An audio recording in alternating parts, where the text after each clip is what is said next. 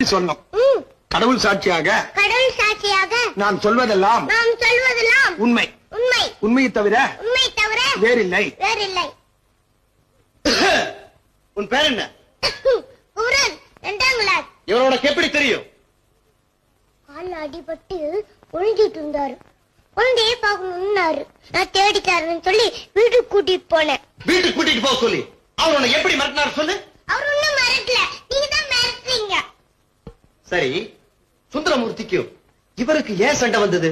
அதையே வந்ததோ என்ன சுட்டுருவேன்னாரு. அவர் தடுத்து சண்டை போட்டாரு. அந்த நேரத்துல அங்க யார் இருந்தாங்க?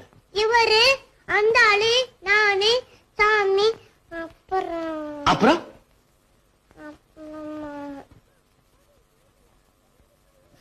கோவில் செவுத்துல 2 பள்ளி இருந்தது.